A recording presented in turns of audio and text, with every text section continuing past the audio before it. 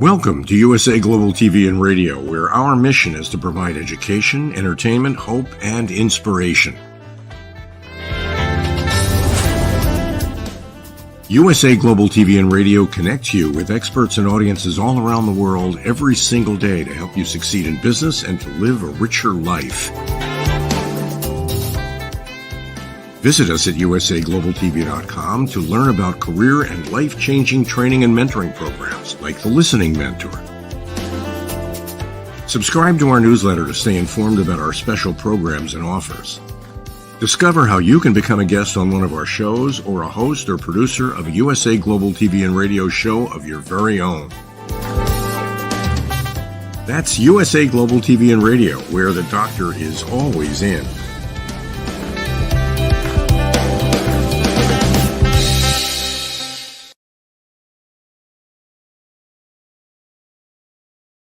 Hello, good morning, good afternoon, good evening. It's Friday, as we say here on USA Global TV and Radio.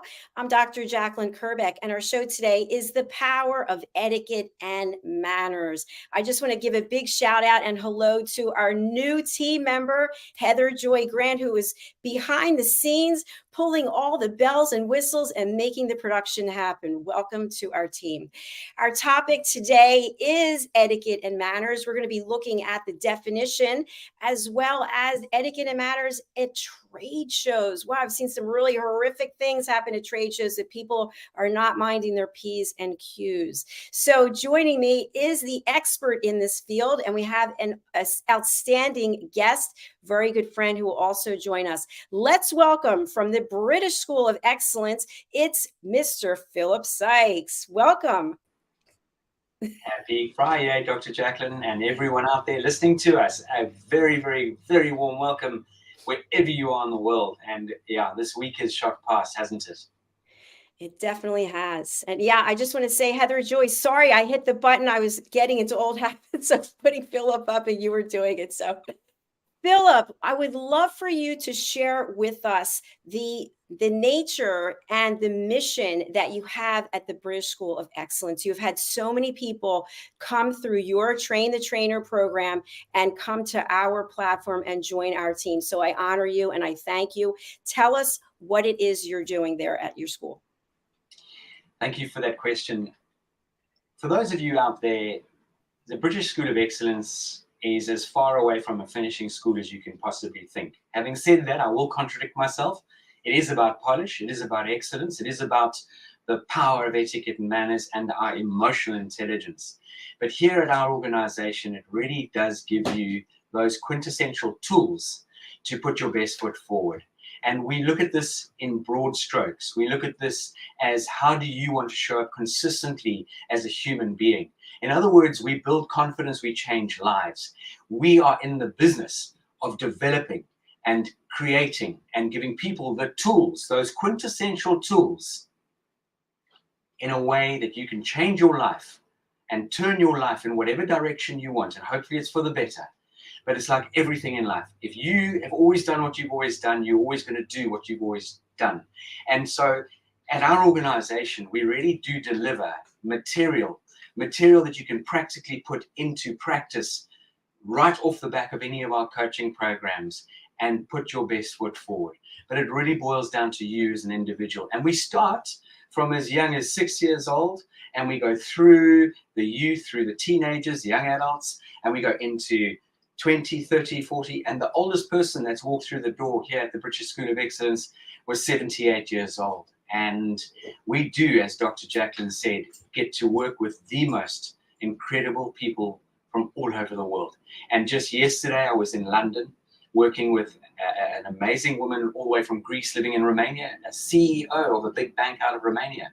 She joined me in a dining etiquette experience. And how can she be more confident, more present when she is dining in any given sort of situation, so that she can focus on that conversation and she can navigate herself or navigate her way around the table, around the people. How important and powerful is that building rapport through the power and importance of small talk, which we have coined the phrase, it's actually big talk. It's those quintessential tools on how to make that connection. So that is just scratching the iceberg, the tip of the iceberg, or scratching the surface, as we say, on what we do here at the British School of Excellence. Thank you so much, Philip. I really love what you and your organization are doing. And by the way, you have a special event that is coming up. Would you like to talk about that? I believe it's next Wednesday. Next Wednesday, we are privileged to be inviting a very well-established gentleman, Meisner, who set up an incredible global network. I think this gentleman, from memory, has over 7,000 chapters globally, and he has created this wonderful platform globally where you can take on the brand and it's a franchise, it's a partnership with the holding company, which is based out of the USA. And this gentleman, as busy as he is, has really dropped everything to join us on Wednesday. It's going to be an hour's engagement. I'm going to be the host, and I'm going to be asking Mr. Eisner all the relevant questions about why it is so important to bring your A game when it comes to networking, and bring your etiquette and your manners, and how do we build those quintessential relationships? How do we make sure we put our best foot forward? And if you really ask me one direct question about what is the importance of networking and what is the importance of building these relationships, I want everyone out there to remember that people do business with people they like and trust. And at the end of the day, it's how do we make people feel? And it goes back to the Maya Angelou quote, which is behind me. People will forget what you said, they will forget what you did, but they will never forget how you made them feel. And one of the areas we've been focusing on and doing a huge amount of work on over the last 18 months is developing incredible programs under the title of hospitality intelligence. How do we really build that rapport in any industry through the power and importance of hospitality intelligence? That is going to be a super exciting show, as they all are. Philip, we also have a comment from someone, and I'm not sure where in the world they are, but they are watching on your YouTube channel. It's, how do you say this person's name? Mahala Ali? Malia, sorry. Hello. Thank you for being with us today. So we have a fabulous guest who is backstage. One thing that I just want to say about him is I love Hiett Ives. He and his wife are such a beautiful couple. They volunteered their time to do a number of the role plays in the Power of Elevated Listening course. So when you see him, if you've taken the course, you might be like, oh, okay, I get it. I remember him. He's an expert when it comes to trade shows. He's an expert with how to edit your book. He's an expert with the English language. He's also a distinguished Toastmaster, and he's an author. He's been with us, I think, from the very beginning, and we haven't seen him in a while, so I'm looking forward to having him come back and join us today. Please come out and join us, Mr. Hiett Ives. Good morning. It's good to be back. It's nice to have you. So, Hiett, thank you again for all work that you've done for the Power of Listening. We're going to be revamping that course. I hope you and Linda will join us again for some more fun role plays. But you have a whole career outside of what you've done on this platform. And I'd love for you to share with our audience some of the work that you are doing. Well, let me first tell Philip, he and I share something that he may not know. I spent 4 years in the British school system, 3 of which were in a Jesuit boarding school. So I know how to put my vitamins in their aluminum container on schedule, just like any other limey, and talk about boots, bonnets, and lorries, and know what I'm talking about. Love that. Absolutely love that. If I may ask, was that St. John's? No, St. John's Beaumont. Yes, St. John's Beaumont near Windsor. Very, very beautiful school. I've actually taught at that school. I've actually delivered the importance of etiquette and manners to the younger cohorts at the school. And actually, a dear friend of mine used to be a teacher there. This is about 4 or 5 years ago. So I know the school well. It's a beautiful school, and they've got great principles and morals. I was there when it was only a boarding school for 64 boys in 5th, 6th, 7th, and 8th grade. And the British Jesuit is where I learned that I have a skill. They had an annual essay contest, and I, as a 7th grader, won the school essay contest there was always won by an 8th grader, obviously. And it took me a few years to realize, but I said, if the British Jesuits recognized that skill, perhaps I ought to hone it. And, I have done so by writing 2 books and editing other people's books, edited Dr. JACALYN's book. So anyway, we will talk long about this. I didn't realize we were that closely related. Absolutely. Absolutely. I love that. And I remember you sharing this with me, Hiett, when we first met through this wonderful platform with Dr. JACALYN. And I remember we immediately struck on a couple of commonalities, and that was one of them. Absolutely. Yeah. So, Hiett, can you share a little bit about the work that you do with trade shows? Because we're going to be talking also about trade show etiquette. Yes, I have been in the business-to-business trade show marketing arena for 5 decades. In fact, that book right there is 88 Successful Event Strategies. I got involved with that on the corporate level. International oil equipment manufacturer. I did their worldwide shows and exhibits for 6 years. So I have done business to business trade shows, and business to business as opposed to business to consumer. And I'm not going to go into the difference of that, but it's business to business trade shows. And I've done those shows in Scotland, Norway, Russia, China, Saudi, Singapore, Caracas, Maracaibo, all over the United States, all over Canada. And the etiquette is a key element. And in fact, as you said, we're going to look at something. There's etiquette on both sides of the ledger.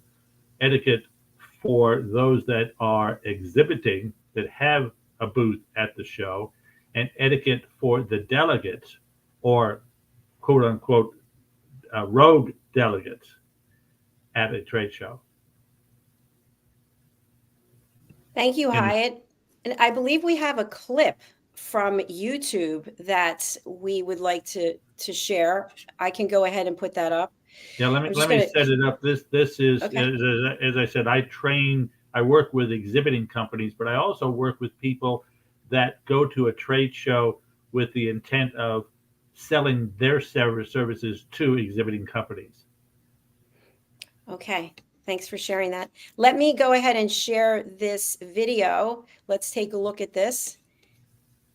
As a business-to-business trade show practitioner for over 4 decades, I am an authority. I am the author of 88 Successful Event Strategies. I have done business-to-business trade shows in 12 different countries, in everything from oil and gas to medicine to law to aviation. And today, we're going to look at a unique element, and that is delegates looking to do business with exhibiting companies. While I work predominantly with exhibiting companies at business-to-business trade shows, today we are going to address rogue delegates at business-to-business trade shows who are actually trying to sell their product or service to the exhibiting company, something that neither the exhibiting companies nor show management likes to happen. We're going to show you how to do that effectively and not get thrown off the trade show floor. Brilliant. There will be another version of that which will promote what I do with business-to-business companies actually exhibiting at trade shows. Fantastic. Thank you.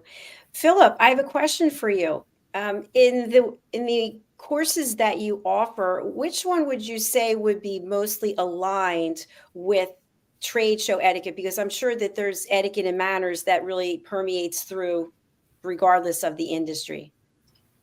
That's a fantastic question. Personally, I think the course, the program that really hits the nail on the head when it comes to this is our business excellence, business etiquette program called The Polished Professional. And we really do give you those quintessential tools, whether be in body language. Yeah, we go into the emotional intelligence. We go into the importance of meeting and greeting correctly, how to build that rapport. We talk about the importance of and the art of conversation. We obviously very much focus on the importance of listening and reiterating what you're hearing from the people that you are connecting with, not to interrupt, obviously, and very much not to compare your experience with theirs, and to really be there very, very present. In other words, presence intelligence. And we go through this whole process. We then cover the importance and the art of actually taking that forward. In other words, if you think about any opportunity when we're meeting people, we are actually starting to network. And the important thing about, I think, everything we do as human beings, and one of the what we sort of have 5 pillars that we sort of often talk about here in the organization. And one of those pillars is very much having a what can I do for you attitude. How can I serve you? How can I support you? And if we adopt that, I truly believe that you will really go places, you will open doors for yourself that you never imagined you could. And so the polished professional is something that would really serve anybody who's either presenting at a trade show or who is going to be attending a trade show. And I'm fascinated, Hiett, on this because we, as an organization, we've never done it before. We've been invited. Obviously, we have to pay for it, but we were invited to attend a 2-day careers fair in November, coming up here in the United Kingdom at the Excel Centre, which is in the Docklands near Canary Wharf. And we're very excited about that. We've got a really lovely position, corner booth, and the team will be absolutely on their A game, ready to engage with whoever walks past and comes past. Let me work with you on that, because what I help companies do is identify the 20% of the audience, perhaps, that is actually your true audience, and how to get them to self-identify themselves by using open-ended questions. I would value that exponentially. Thank you very much, and we'll engage with the show early next week if that's okay. It'll be wonderful. Thank you. Absolutely. I love collaborations. Yay, that's what we're all about.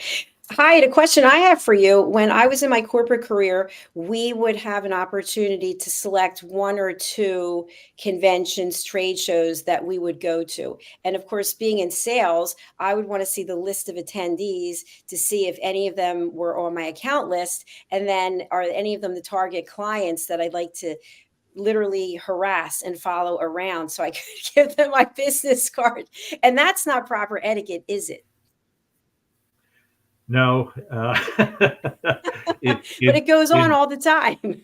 Oh, yeah. Yeah. In fact, one of the things that I train or teach people in the class that you did the clip on was when you walk into a booth, you have a purpose. You want to talk to the vice president of left-handed widget use in that company. And you simply ask if you know their name, is Joe Blow here at the show? And then get their name and set an appointment. Do not sell yourself as a delegate. On the reverse side, when you're deciding what shows to exhibit in, when I get a new client and they say, I want to get new clients in the oil and gas vertical or the legal vertical or the medical vertical or the whatever, I say, if you've got current clients in that vertical, go ask them 2 questions. Number 1, where do you go to get educated in your skill? And second one is, where do you go to spend time with your cohorts in the field? If they say it's the ABC Society for Education and the XYZ Association for being with my cohorts, then you go to those trade shows and participate in those shows, because that's where your audience is. Thank you, Hiett. I appreciate that. I do want to say hello to Push Child Foundation Uganda. They've written thanks for the show. I also want to say hello to Roland Friedel, who's watching, and to Gail Berman. Thank you so much for being with us today. So, Philip, what questions do you have for Hiett in regards to etiquette and manners at trade shows? Yeah, I think for me, I mean, Hiett, you've definitely been around the block a few times more than maybe myself and Dr. JACALYN, and just some of the areas in your life that you've really can recall and remember where you've incorporated your wonderful etiquette and manners, and where and really how it served you, and what it's sort of done for you during your sort of life as you've moved forward through the various opportunities and businesses. Well, it's interesting, having gone to St. John's, Beaumont, where the student body was the son of the Indian ambassador, military, sons of military, Royal Air Force, Royal Marines, the diplomats from around the world. I had the opportunity to get a introduction to etiquette from a lot of different standpoints, and I guess the honesty part and the sharing, the more you share, the more you have, and I enjoyed interfacing with people. I'm comfortable doing that, and I learn from people, and in that learning atmosphere, you get the comfort, you get the trust, you get the camaraderie that we as consultants want to be the trusted advisor of our clients, as opposed to a vendor or a salesperson. Thank you for that, Hiett. I have a question for you that is off topic from trade shows. You also are an expert in the English language and in grammar. You've got an outstanding newsletter that I would love for people to sign up and get. And you're the author of that Ain't Not Right.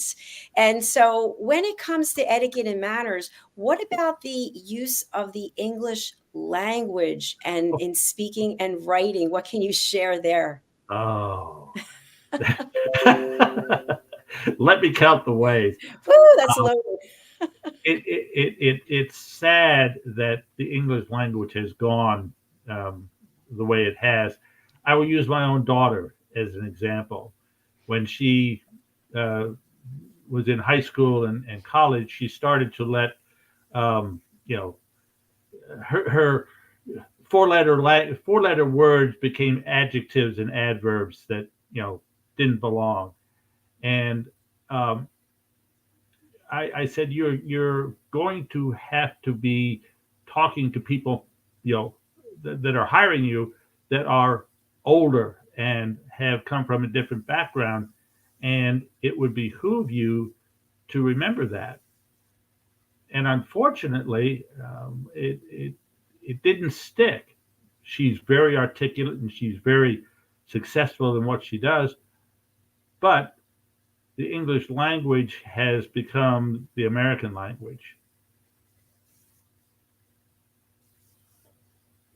So do you think that is generational? As we're older than obviously your daughter's generation, do you think that we have more respect for the English language, or do you think it's that, I don't know, because I don't have any children, so I'm not even going to speculate. What are your thoughts? Well, you're absolutely correct. The generational is the key word there, because Heather has been around me all of her life. So and she and Linda and I have this kind of a rapport. So this is what she had, and she learned the American English from her cohorts, her classmates, her business associates.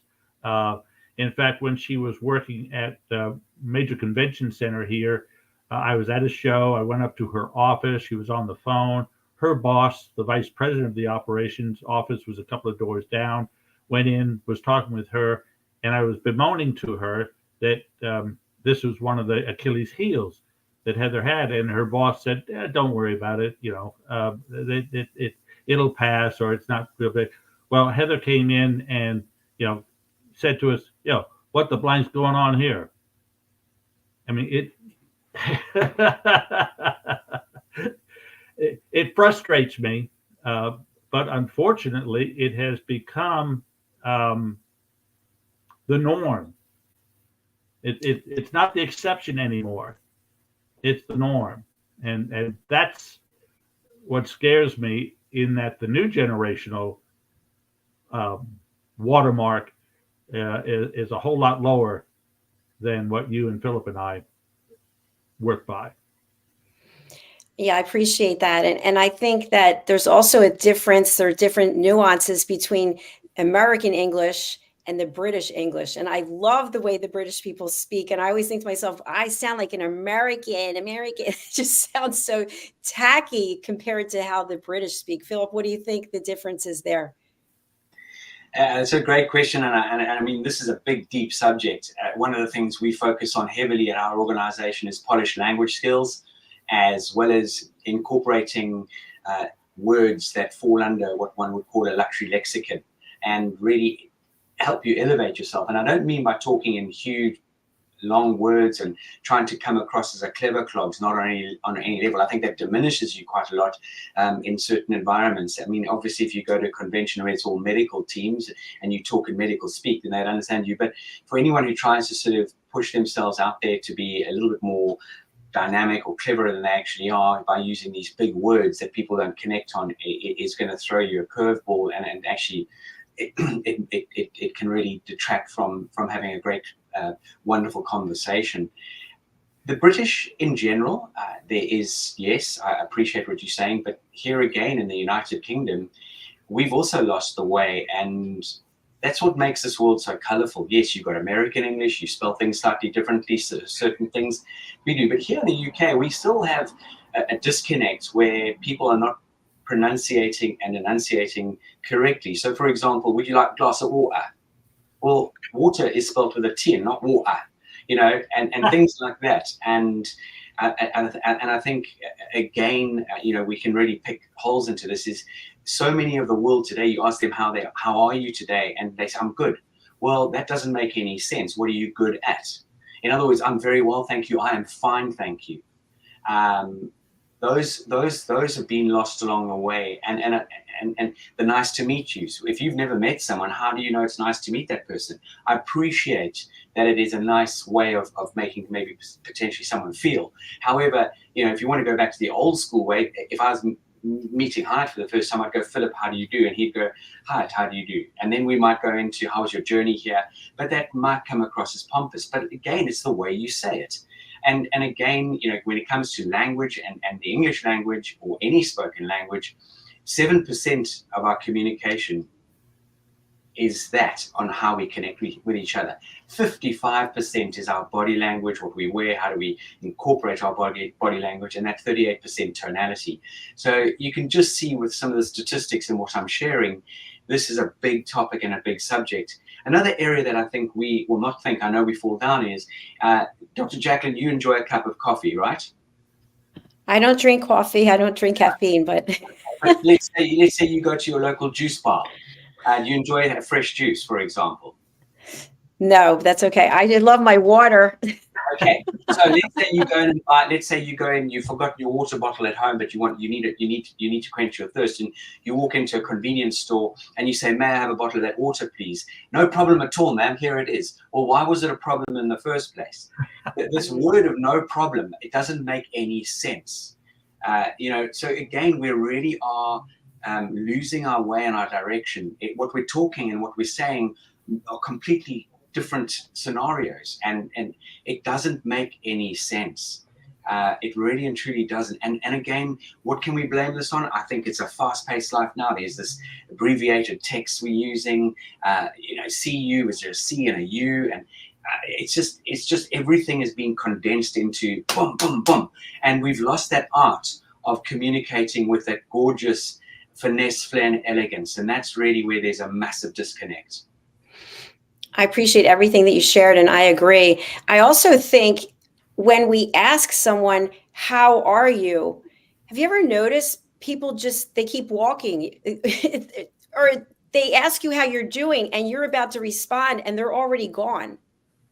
So where's the etiquette and manners? Why would you ask if you don't actually care and don't want to hear the answer? And then, of course, if someone is sharing, how much do you actually share without it being too much? Because maybe it was just a cursory, how are you? Hi, I see you. Yes, what do you have to say about this? Well, on the trade show floor, if I'm staffing a booth, I want the delegate walking by me to qualify or disqualify themselves. Cut to the chase, if you will. So it's, how do you use this in your operation? When was the last time you bought one of these? Where in your company is this appropriate? Who, what, when, where, how? My open, and there's no hello, how are you, how's the show? Hey, you, or if you've got a large enough name tag, Philip, how do you use this in your operation? JACALYN, when was the last time you bought one of these? And get them to qualify or disqualify themselves, which is the other side of what Philip was saying. He's talking about embellishing, using a lot of unnecessary words. And what I try to do is focus it down to as few words as possible, because, I used to use an example of, you've got 3 to 5 seconds as they're walking across in front of the booth. And then somebody said, no, you don't. They're looking both, I'd walk down looking both ways. If you got somebody looking both ways, you've got about 2 seconds to engage them. So once you've got, hey, when was the last time you bought one of these? Now, just to clarify, are you actually saying, hey, you? Hey, you?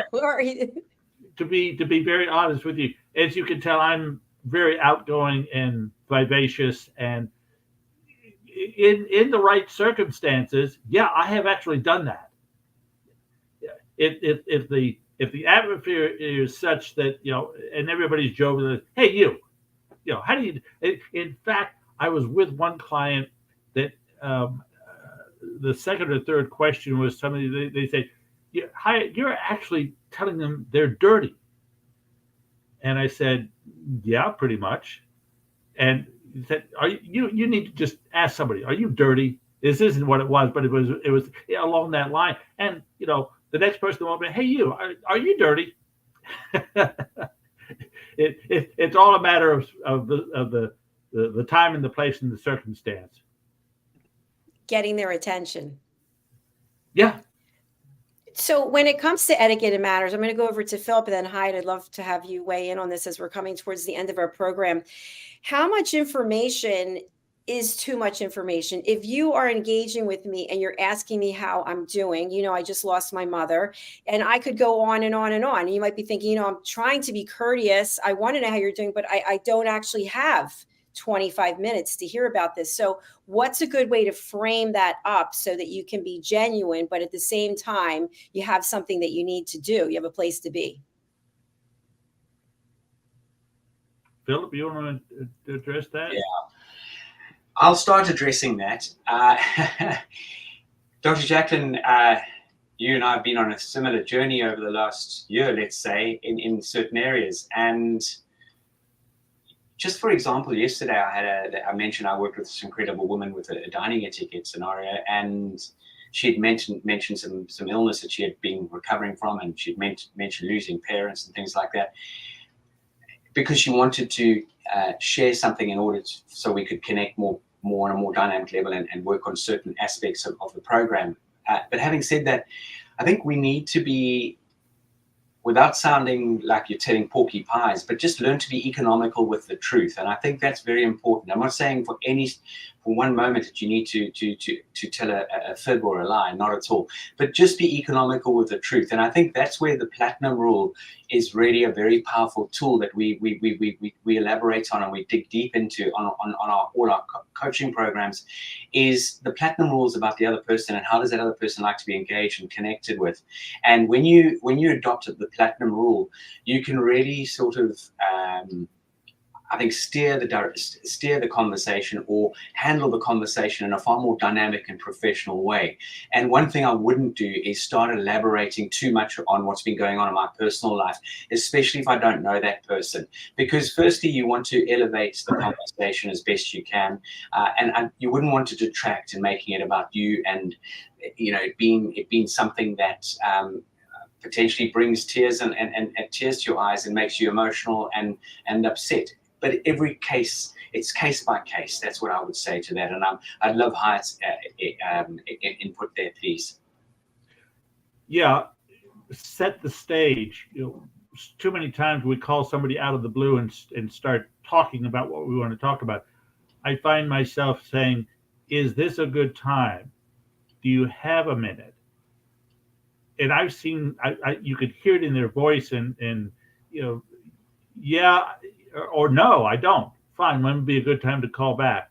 And the other one, if you have a very little time, say, I've only got a minute. I've got to go on to something else. However, I did want to make this point, or I did want to give you my condolences about the loss of your mother, and I would like sometime in the future to visit with you and let you talk about her and tell me a little bit more about her. Set the stage. Thank you both.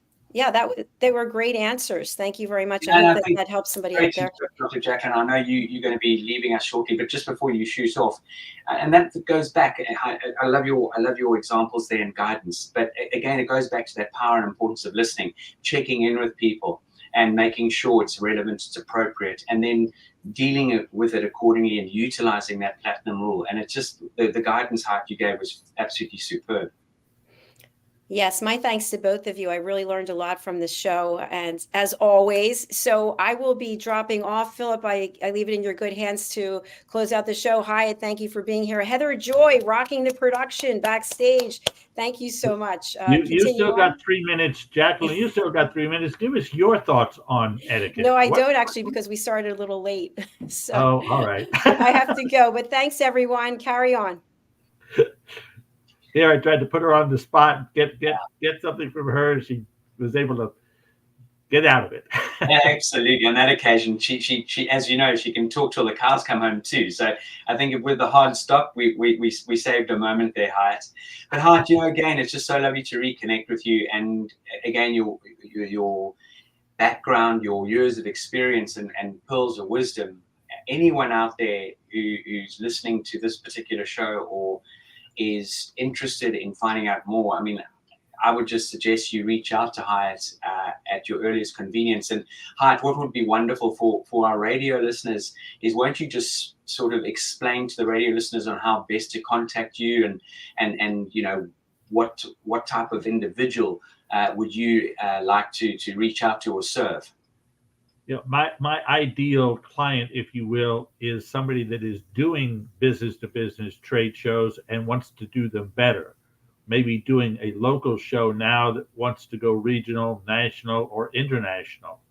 Somebody that wants to get guaranteed results from any trade show that they use my services. The easiest way to get a hold of me is Hiett at HiettIves.com, and you can see how Hiett is spelled differently. It's an English-French, my great-great-great-grandmother's maiden name, but it's Hiett at HiettIves.com, and 832-372-6900. That's 832-372-6900. And Philip, why don't you tell them how to get a hold of yourself? Wonderful. Thanks for the opportunity. And for those of you, it's a beautiful name and spelled very differently to the Hiett International Hotel Group. It's Hiett, and as in St. Ives, Ives, which is wonderful. Here at the British School of Excellence, the hello, which is obviously hello at thebritishschoolofexcellence.com, and the website is thebritishschoolofexcellence.com, and we love engaging on WhatsApp on +44 780 885 9914. Yeah. So, Hiett, I'm looking forward to making contact with you in the next couple of weeks, and we can catch up and run through a few things together. But I'm really interested to engage with you on the trade show aspect of things and how to best make the most of the opportunity. When is that show happening? In November. I can't remember the exact dates, but we will be making a big announcement on that very soon. But November, it's here. It's obviously, we'll be in winter. The clocks would have changed, but it'll be warm inside the Excel exhibition center, which is huge, by the way. And I know we've also got a speaking slot, and we're there to sort of engage with people, to give them the understanding of the tools and the power of etiquette, manners, emotional intelligence, and how best to show up. Fantastic. I look forward to working with you on that. Wonderful. And with that, we are 40 minutes and 40 seconds. So I think we're probably ready to. Absolutely. So we're going to close out. I believe we're going to have Heather close us out, and then bring on one of the adverts. So Heather, thanks for being behind the scenes and supporting us. Hiett, wishing you a great weekend, and it's so lovely to see you again. Well, it's been a pleasure working with y'all, and y'all have a great weekend, and we'll be back in touch. Wonderful. Take care, Hiett. I'll do it. Thank you, Philip. All right. This program is brought to you in part by the British School of Excellence and founder, Mr. Philip Sykes. Building confidence, changing lives. Do you share our view that etiquette is a set of modern life skills that are essential for personal and professional success? Join us as an etiquette coach and change people's lives through the power of etiquette and manners. The last few days have been really amazing. I had a trainer course from the British School of Etiquette. And I must say it's been one of the best decisions I've ever made, and one of the best investments I've made in my own training and development.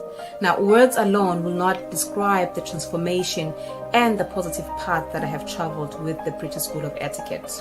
I find I learned a lot from the lessons this time I came. The last few days with the British School of Etiquette have been fantastic. And what I've learned now is really beyond my expectations. This is the most rewarding experience and the best investment I have made this year. It was just great. I learned so much, and when I go back to Belgium, I will incorporate a lot of it into my day-to-day life and business. It's been absolutely wonderful for the whole week that we were here. I feel transformed, and I feel like blowing a trumpet and tell people, come and do this school, this class is the best, this is the best school ever. You should take it. It will change your life immediately. I am now able to teach other people how to bring the best of them. Thank you. Thank you, BSC. Thank you. Thank you so much. Thank you. Thank you to our clients for their testimonials on the Train the Trainer program. Our exponential and global growth is so significant that we've evolved from the British School of Etiquette to the British School of Excellence, where we're investors in people. Let us invest in you and your career.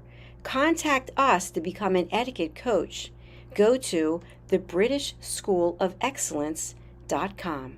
Start your career and elevate your success today.